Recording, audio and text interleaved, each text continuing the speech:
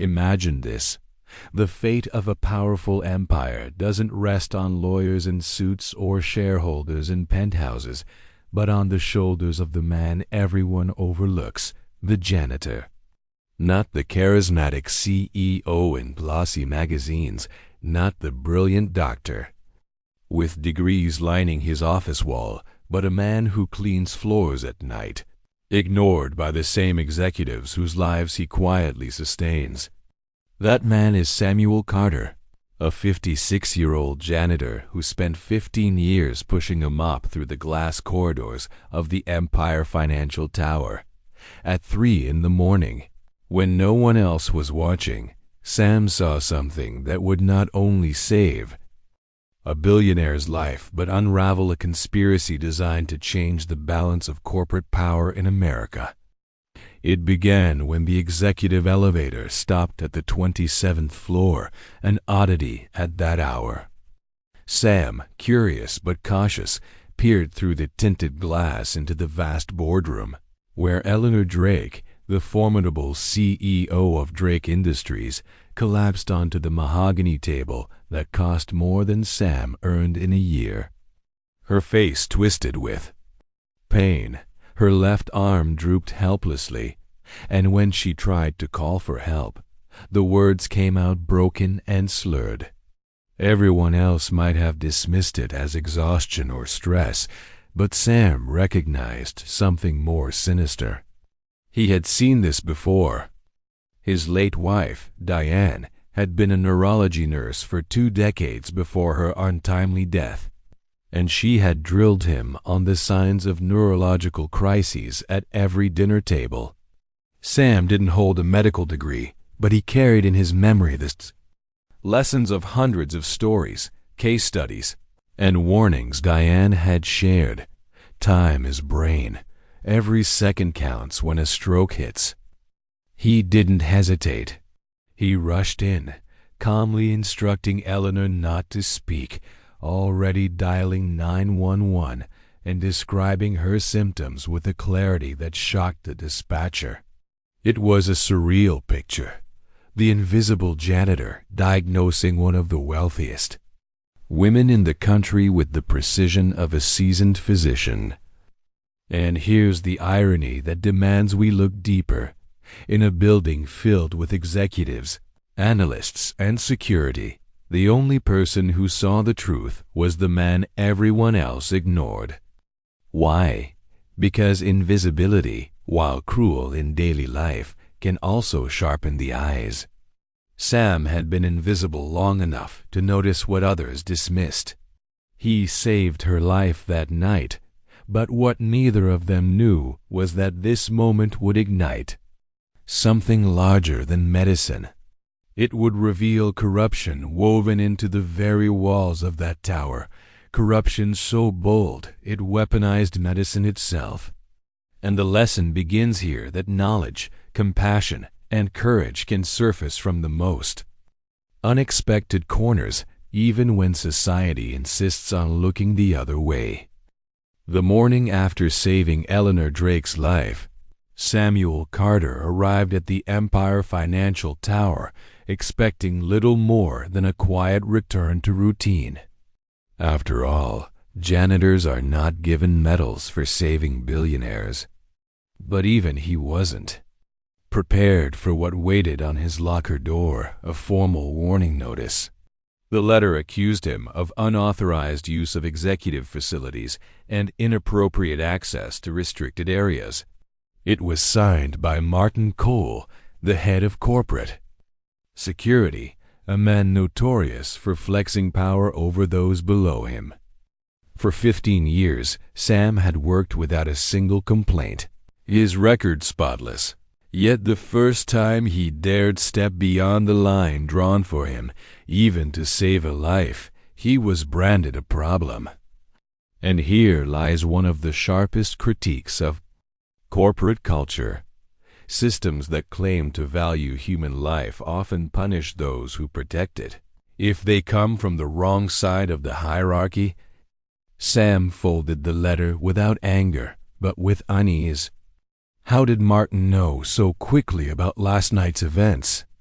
Paramedics and hospitals are bound by confidentiality, unless someone had been watching Eleanor far too closely. Later that morning, Sam noticed something unusual. Dr. Leonard Hayes, Eleanor's personal physician, arrived on the 27th floor hours later than usual, his face a storm of irritation and barely concealed panic. Through the glass doors, Sam saw Hayes and Martin engaged in a heated discussion, their words muffled but their urgency undeniable. And then, almost like Diane whispering through memory, Sam recalled her mantra.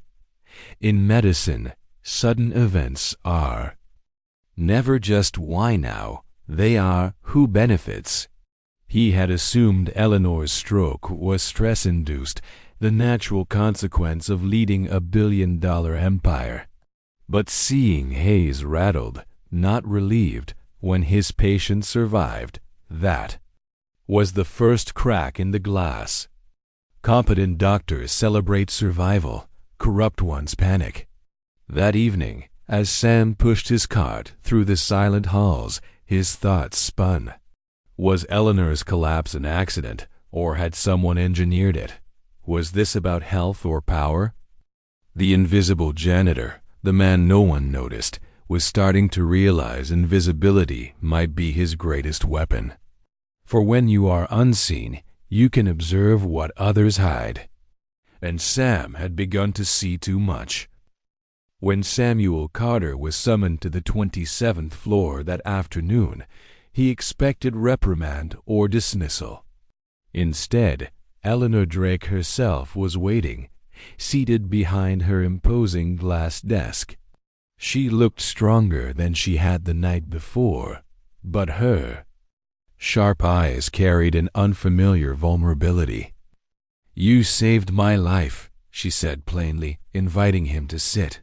Sam, unused to being addressed at all by the CEO, shifted awkwardly. She continued, "The paramedics told me you recognized the stroke." Immediately. "Where did you learn that?" Talking about Diane was always a knife in his chest, but Sam answered honestly. His wife had spent 2 decades as a neurology nurse, and she had taught him everything she knew about emergencies because she believed knowledge should never belong only to professionals. Eleanor's face softened for a fleeting moment. Then came the question that revealed her doubt. "In your opinion, did my symptoms seem natural?" Sam froze. It was absurd, wasn't it? A billionaire CEO asking a janitor for his medical opinion. But the urgency in her tone betrayed something deeper. She had already asked her physician, Dr. Hayes, and his response had been glib executive stress, sedatives, and vacation time. Sam heard Diane's voice echoing in his mind. A competent doctor never shrugs off stroke-like symptoms in a relatively young patient, not without exhaustive tests. Dismissing it as stress was either reckless or intentional. Sam treaded carefully, reminding Eleanor that he was not a doctor. But when she admitted to years of headaches, dizziness, and mental fog that Hayes had brushed aside, his suspicions hardened. Those weren't random complaints. Those were warning bells, and Hayes had ignored them, or worse, covered them. Eleanor fell silent, the gears turning in her mind. For a woman who had spent her life mastering billion-dollar negotiations, the realization that her own body might have been weaponized against her was terrifying. As Sam left her office, Martin Cole was leaning against the wall, arms crossed, wearing a smile that wasn't a smile at all, but a warning. In that moment, Sam understood something Diane had always repeated. In medicine, there are no coincidences, only patterns. And in power, patterns are rarely accidental, they are designed. Samuel Carter spent the next 2 weeks leaning into the skill that had defined his life as a janitor, being invisible. For 15 years, executives had walked past him without so much as eye contact, as if the man pushing the mop bucket was part of the furniture. But invisibility, Sam realized, was not a curse. It was camouflage. And when you are invisible, you can see everything. From behind half-open doors and glass walls, Sam noticed a rhythm. Dr. Leonard Hayes visiting Martin. Cole's office at least 3 times a week, always carrying the same small brown briefcase. Each time, the door closed, the voices lowered, and when the meeting ended, Hayes looked tenser than when he arrived. One night, as Sam quietly parked his cleaning cart near the office, the door didn't close fully, and he heard just enough to freeze him in place. "The tests still show deterioration," Hayes whispered, "but I've kept the official reports within normal limits." Martin Cole's response was cold and precise. "Perfect. Keep it that way. How long until the next episode?" Hayes sighed. "With the medication I'm prescribing, disguised as vitamins, we have maybe 6 months before another major event, likely fatal." Sam's knees nearly gave out. They weren't just failing Eleanor, they were poisoning her. Diane's teachings came roaring back, how the cruelest medical crimes were not committed by disease, but by betrayal of trust. And here, that betrayal wore a white coat and a security badge. Sam forced himself to keep calm, because panic was the enemy of clarity. If Hayes and Cole were colluding to take Eleanor down, the question was why. Diane had once told him, when sudden health decline coincides with high-stakes leadership, don't just ask what's happening, ask who stands to benefit. The missing piece came unexpectedly from Marcus Lee, a building technician and Army veteran Sam occasionally shared breaks with. Marcus pulled him aside one evening. "Man, you need to hear this. I was changing filters near Cole's office and overheard him on the phone. He was talking about Sterling stock buying big before leadership changes. He knew Eleanor wasn't going to last." Suddenly, the conspiracy clicked into place. Cole wasn't just cleaning up after a doctor's incompetence. He was orchestrating a coup in plain sight, poisoning his CEO while positioning himself to profit on the company's stock when she fell. This wasn't negligence. This was attempted murder wrapped in corporate strategy. And Sam, the man they'd dismissed as a nobody, was the only one who could see it. That was the irony. They had overlooked him, and in doing so, had given him the power to see what no one else could. Invisibility, once his burden, had become his most dangerous weapon. Suspicion can gnaw at the mind, but Samuel Carter knew suspicion wasn't enough. The corporate world didn't run on whispers. It ran on documents, recordings, evidence so airtight that even the most expensive lawyers couldn't poke holes in it. Without proof, Eleanor Drake would remain a patient swallowing poison disguised as vitamins, and Martin Cole would tighten his grip on her empire. That night, over lukewarm coffee in the empty break room, Sam laid out the situation to Marcus Lee. Marcus listened quietly, his veteran's eyes sharp, asking questions not like a janitor, but like a soldier gathering intel. "That's attempted murder," Marcus said finally, his voice low. "And fraud on a massive scale, but proving it. That's the tricky part. We'd need their words, their signatures, their money trail." Sam hesitated. He was a janitor, not an investigator, but Marcus grinned wryly. "Lucky for you, I know a thing or two about surveillance. Army taught me how to wire a whole compound in less than an hour. Compared to that, This building's like a training exercise. They studied the blueprints together, tracing ventilation ducts and access panels. The plan was simple but dangerous. Marcus would use his authorized access to discreetly plant microphones and microcameras in Cole's and Hayes' offices, while Sam used his knowledge of routines to cover their movements. Weekends where perfect security was thin, executives gone. Sam's role would be to run interference, pushing his cart through the halls at just the right time, blending into the background so Marcus could slip through ducts unnoticed. Still, one question gnawed at them both. Why hadn't Cole fired Sam after the stroke? Marcus raised it bluntly. Why keep you around? You're a threat now. Any smart man would have cut you loose. Sam had thought about this. Because firing me right after I saved her life would raise suspicion. Better to keep me here, invisible, where they think they can watch me. They believe I'm just a lucky janitor who stumbled into knowing what a stroke looks like.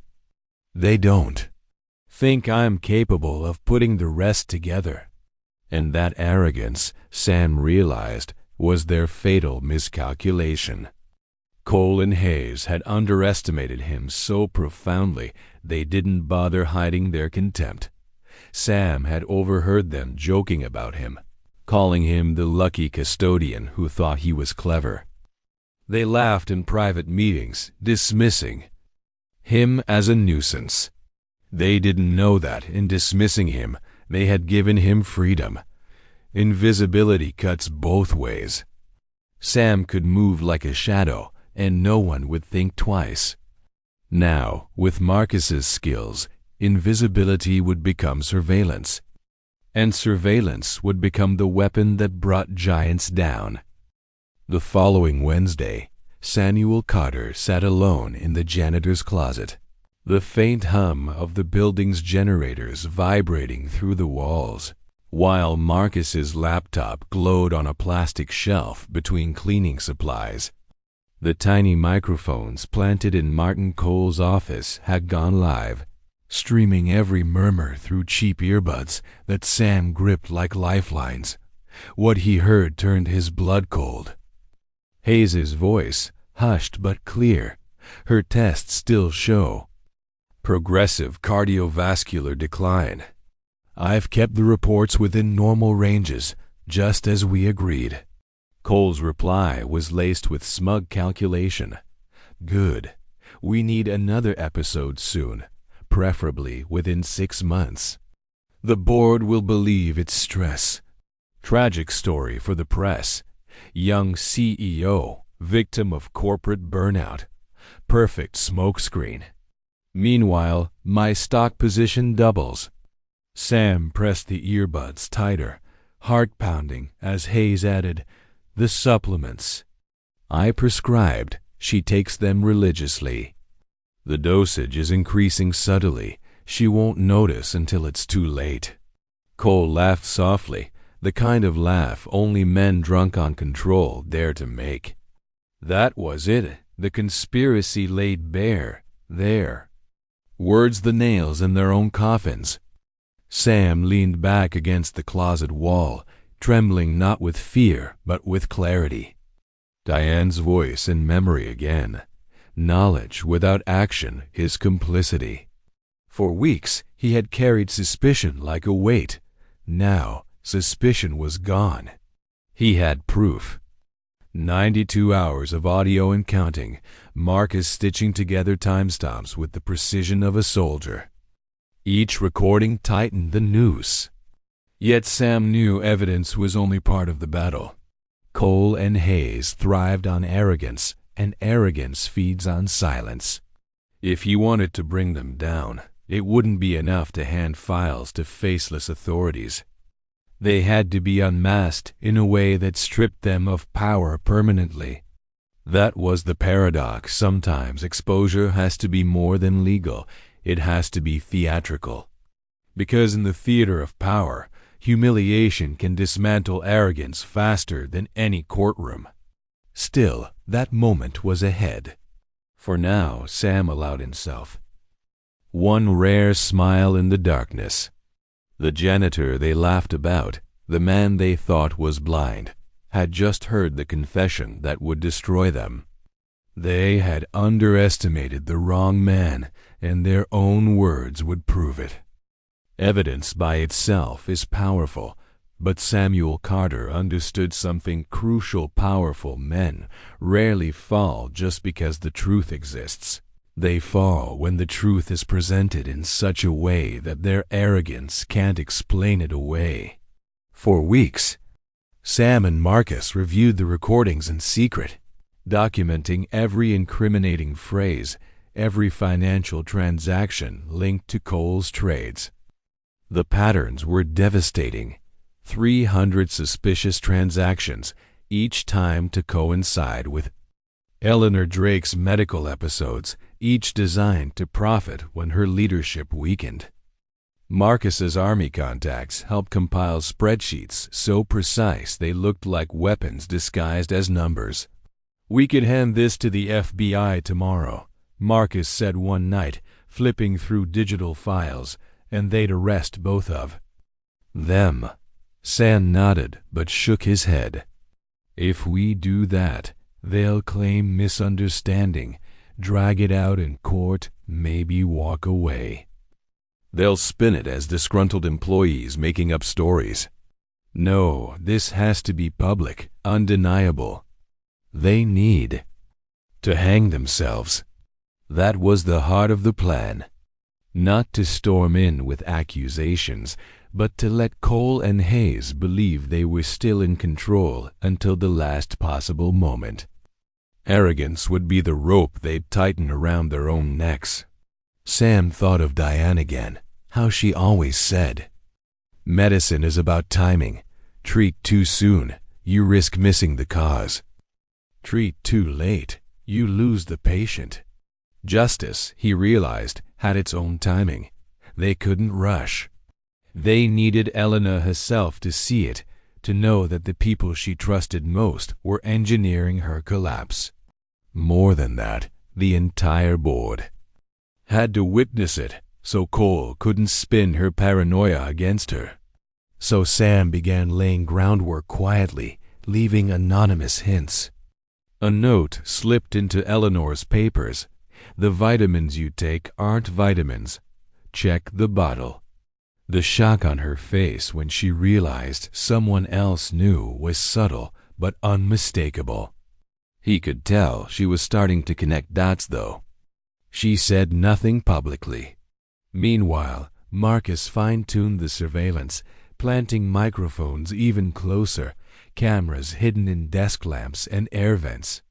Every week, new recordings stacked up, Hayes nervously insisting the supplements were safe, Cole laughing about the perfect cover story of executive burnout.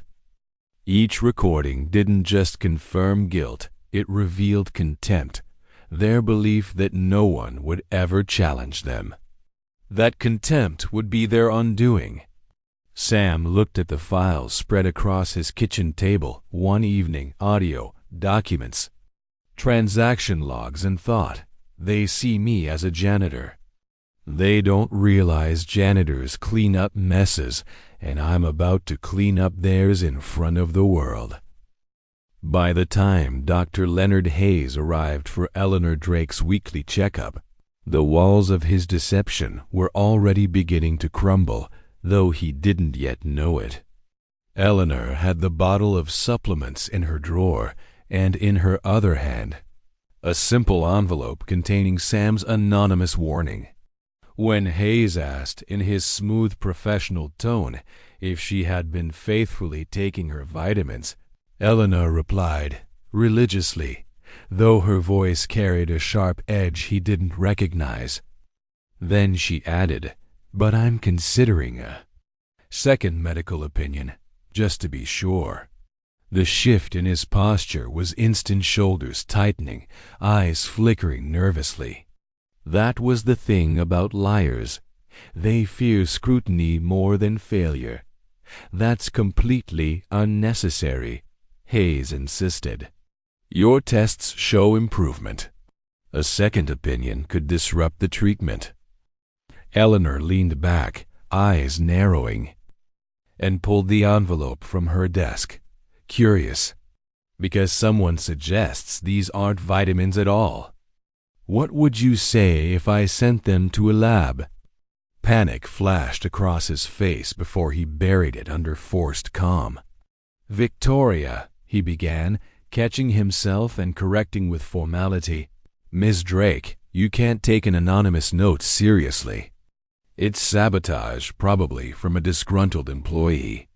Eleanor gave a measured smile, the kind she used in board negotiations when she already knew the other side was cornered. Then you won't mind if I have them tested. Hayes stammered, but before he could regain ground, Eleanor dismissed him with a wave of her hand. Out in the corridor, Samuel Carter listened through the directional microphone Marcus had installed. In the lamp, every word captured in crystalline detail. Hayes's panic wasn't just evidence, it was confirmation that the cracks were widening. Meanwhile, Marcus executed the second half of their plan with military precision. Disguised as routine maintenance, he hand-delivered full copies of the evidence audio files, falsified reports, transaction logs to the FBI, the SEC, and the State Medical Board. A courier envelope was even sent to the Chicago Tribune. Sam insisted on this timing. Eleanor deserved to know the truth firsthand before the headlines exploded. Justice wasn't just about punishment. It was about dignity, about giving her back the control that had been stolen from her body. That Friday evening, Sam knocked on Eleanor's office door carrying a plain briefcase. She looked up, weary but alert, and recognized him instantly. You again, she said softly. The janitor who saved my life twice. He placed the briefcase on her desk with solemn weight. Miss Drake, he said, what I'm about to show you will shock you. But you deserve to know before the rest of the world finds out. For the next 45 minutes, he laid everything bare, the recordings, the fake documents, the stock manipulation. Eleanor listened silently, her face shifting from disbelief to horror to a cold, restrained fury. It wasn't just her health that had been attacked. It was her dignity, her trust, her very identity as a leader. When Sam finished, she whispered, almost to herself, they thought you were invisible. He nodded, and that was their mistake. Eleanor Drake was not a woman accustomed to vulnerability. For years, her name had dominated headlines as one of the most formidable CEOs in America, a strategist who turned competitors into allies and crises into opportunities. But now she sat in her office staring at Samuel Carter's evidence, her jaw tight, her breath steady, her fury controlled. She was no longer asking if her illness was natural. She knew. She had been poisoned by the very men entrusted with her security and health. For a moment, she looked at Sam, the janitor she had once ignored in passing, and said what no one else in her world had dared. You saved me 3 times, first from a stroke, then from poison, and now from ignorance. It was not gratitude, it was recognition. Sam met her gaze calmly. They thought you were untouchable, and they thought I was nothing. Both were wrong. From that point forward, Eleanor was no longer just a patient. She was a partner in the counterattack. Together with Marcus, they built a plan that balanced subtlety with impact. Marcus's military instincts framed the strategy. Let Cole and Hayes continue speaking freely, believing they were untouchable while the evidence accumulated. Sam's instinct was more human. Don't just arrest them, expose them in a way that strips. away the armor of arrogance. Eleanor understood both points and agreed. When you bring down men like Cole, she said, you don't just remove them. You make an example of them. And that became the guiding principle of their trap. They chose the monthly board meeting as the stage. Cole always thrived in front of the board, radiating confidence as Eleanor's right-hand man. Hayes often lingered in the background, providing quiet reassurances about her health. Both would be present. Both believed they were already on the path to replacing her. What they didn't know was that Marcus had wired the room, that Sam had prepared the evidence, and that Eleanor herself was now waiting, ready to let them incriminate themselves in front of the very people whose trust they needed most. It was no longer a question of if they would fall, it was only a matter of how spectacularly. And as Sam wheeled his cart down the hall the night before the meeting, he couldn't help but think of Diane's words, invisibility is a kind of power. People who don't see you can't stop you. Tomorrow, he wouldn't be invisible anymore. Tomorrow, the janitor would walk into the boardroom and giants would fall. At precisely 2 o'clock the following afternoon, the Empire Financial Tower's executive boardroom filled with the soft shuffle of expensive shoes and the rustle of tailored suits. The quarterly board meeting was the kind of ritual where numbers were recited like scripture and shareholders nodded as if everything were inevitable. Martin Cole thrived in this environment. He was in his element, confident, polished, charming, pouring glasses of water with the air of a host preparing his guests for a flawless performance. He believed Eleanor Drake was a diminished figure now, weakened by stress, distracted by her health. He imagined the board already shifting their loyalty toward him, the steady security chief who had been by her side through every crisis. What he didn't know was that the boardroom itself had become a stage wired for his downfall. At the head of the table, Eleanor sat poised, her expression controlled, her body stronger than Cole expected. She glanced briefly at Samuel Carter, who had entered quietly with his cleaning cart, a man who belonged in the background, or so Cole thought. Cole began his presentation, a smooth parade of financial projections that painted himself as the painted himself as the painted. A smooth parade of financial projections that painted himself as the painted himself as the kinded himself as the call. Steady hand guiding the company through turbulent waters. The arrogance dripped from every word. Meanwhile, Sam moved quietly from chair to chair, emptying bins, polishing surfaces, unseen yet watching everything. In his pocket were flash drives containing hours of recordings, and on Eleanor's stack of papers was an envelope he had slipped earlier, marked only with the words, "Trust no one who prescribes you silence." Hayes lingered near the corner, shuffling papers, his medical gravitas lending false legitimacy to Cole's story. But he too was being recorded. Here was the irony worth pausing to analyze. In their hunger for power, Cole and Hayes assumed the room was theirs. They mistook Eleanor's silence for submission, Sam's presence for irrelevance, and Marcus's absence for insignificance. They believed the world only revolved around those in suits and titles. What they failed to understand was that power is most fragile when it's blind. The men who thought they had orchestrated the perfect coup were performing live before an audience they could not control. Eleanor leaned forward suddenly, interrupting Cole mid-sentence. "Martin," she said evenly, "before we move on, I want to share something I received." She held up a small bottle, the same vitamins Hayes had prescribed. For the first time, Cole's expression flickered. The stage was shifting, and he didn't yet realize the curtain had already been pulled back.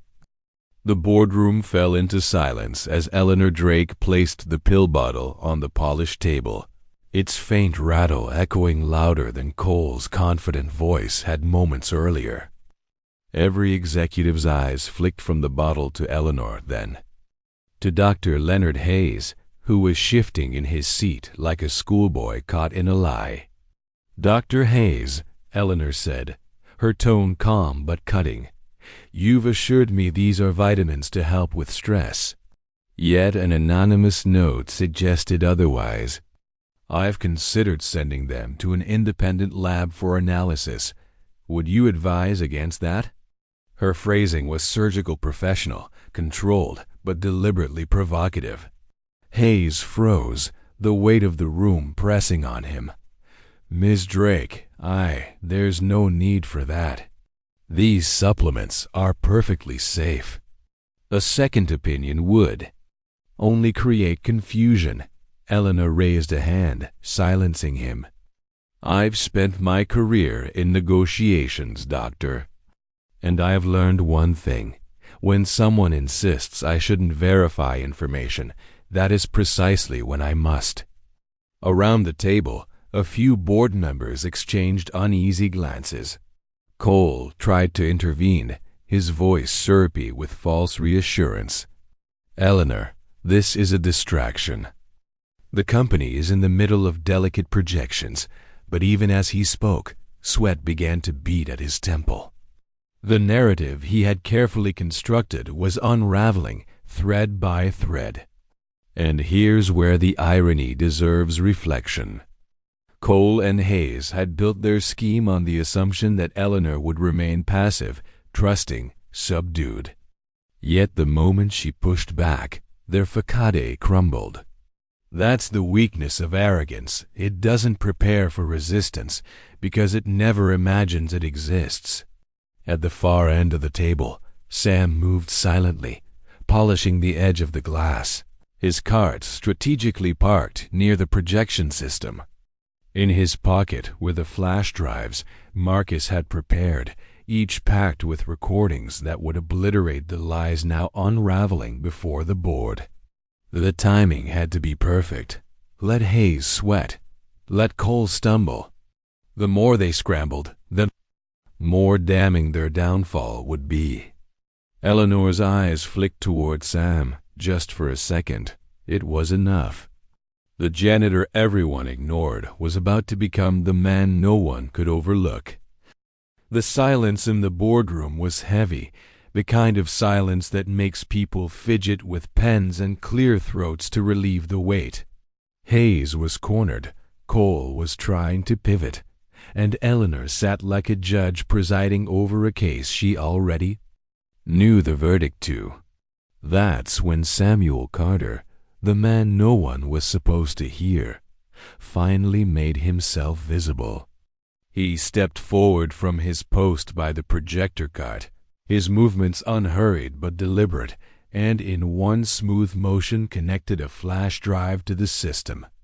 The wall behind them came alive with sound.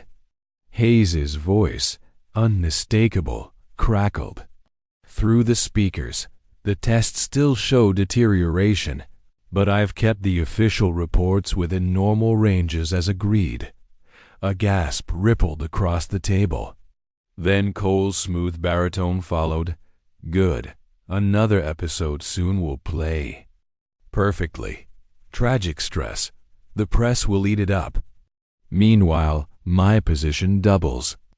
The room froze, the power dynamics shifting in an instant. Executives who moments before had been nodding at Cole's projections now stared at him like he was a stranger, a dangerous liability they wanted no association with. Hayes's complexion drained to a ghostly white. Cole's carefully polished. Charm shattered. "This is out of context." Cole barked, his voice cracking under the pressure. But the recording wasn't finished. Hayes again, nervous and subdued. The supplements I prescribed. She takes them religiously. The dosage is increasing subtly. She won't notice until it's too late. Cole's laughter followed, cruel and self-assured. That was the nail in the coffin. Eleanor didn't speak immediately. She let the weight of their words linger, let every board member absorb the magnitude of betrayal. And here's the brilliance of this moment.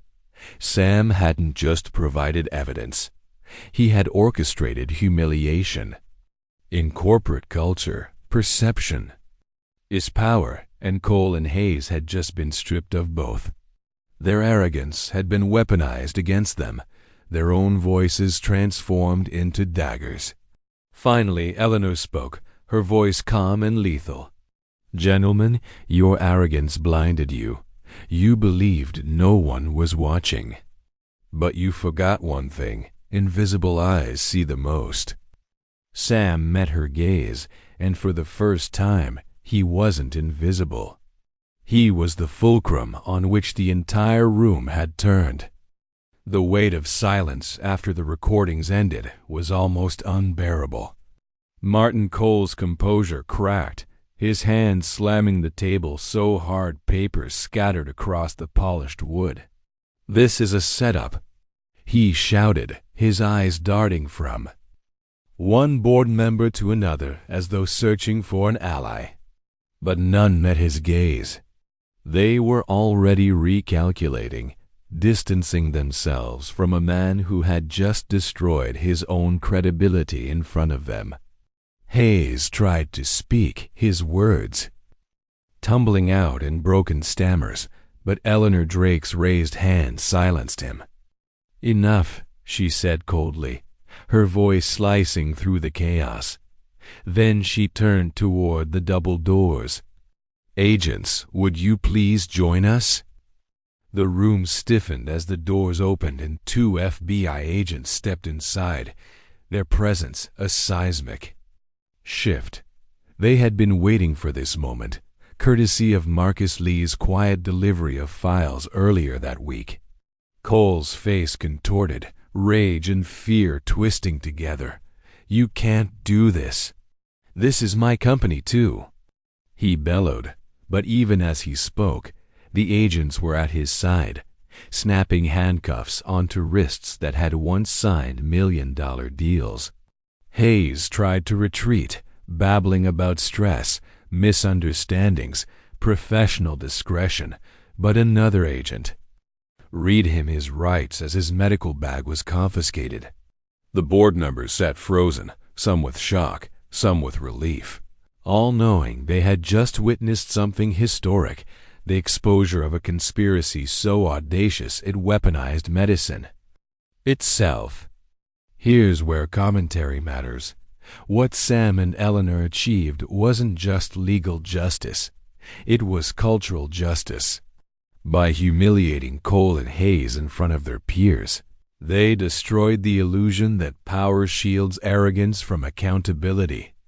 In the theater of corporate dominance, perception is everything, and both men had been stripped bare before an audience that mattered most. Eleanor turned her eyes to Sam. "You've done more for this company in silence than some have done in years of power," she said firmly. "That ends today. You won't be invisible again." Sam, for the first time in years, felt the weight of invisibility lift. His life of pushing a mop in anonymity had prepared him for this moment, where seeing what others ignored became the difference between life and death, between corruption and justice. And Diane, he thought quietly, would have been proud. In the weeks that followed, Empire Financial Tower no longer looked the same, not because the glass walls had changed, but because the atmosphere had. Martin Cole and Dr. Leonard Hayes were gone, their names stripped from directories, their reputations dismantled in court and in the press. Headlines across the country carried the story. Janitor exposes plot to poison CEO. Sam Carter's quiet courage had become national news. And in a world that so often dismissed the unseen, his story became proof that knowledge and integrity could outshine arrogance and deceit. Eleanor Drake moved swiftly. She reorganized the board, implemented new medical oversight policies, and created an integrity division inside the company with a mission to detect fraud before it metastasized. At the top of her list for leadership in that division was the man who had once pushed a mop down her hallways. When she offered Sam the role of Director of Safety and Integrity, he hesitated, not because he felt unworthy, but because he had spent so many years being invisible that the idea of sitting at a polished desk with a title felt surreal. But Eleanor silenced his doubts with a single sentence. Invisibility trained you to see what others ignored. That makes you more qualified than anyone else I could hire. With Marcus as his deputy, Sam now led a team tasked with protecting the very empire he once only cleaned.